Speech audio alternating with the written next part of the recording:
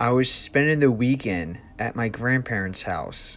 I haven't seen my grandparents in years. It was my mom's parents. My mom and my grandma stopped talking years back because they got into a huge argument. But they finally started talking again and wanted to see me. So I left my house to go there for the weekend. When I first got there, I noticed that my grandparents looked a lot different from what I remember. They were very nice.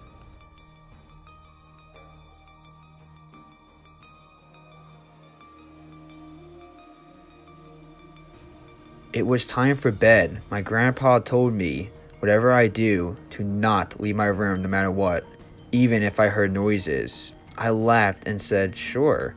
My grandpa was not laughing. It seemed like he was being dead serious. I was about to fall asleep, then I heard these scratch noises. I opened my door and saw my grandma scratching the door. She looked possessed. I was so scared at first. I then shut my door and tried going to sleep. Then the morning came. In the morning, I told my grandparents about what I saw. They were angry with me because they told me to not open my door or leave my room, which I did. I noticed during the whole day, my grandpa spent it in the shed. I asked my grandma what he was doing. She said that he was working on something, but never told me what he was working on.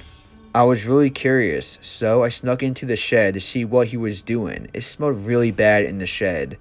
My grandpa walked out for a second, so I snuck into the shed and saw what looked like a dead body. I was in shock, but I got out of the shed before my grandpa returned.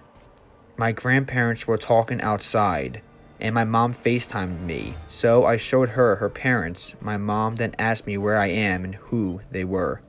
I laughed and told her that they were her parents, silly. She told me that no, they weren't, and asked where I was so she can come get me. Right before I could tell her, my grandma walked in, so I hanged up. She saw my phone out, so she took it from me.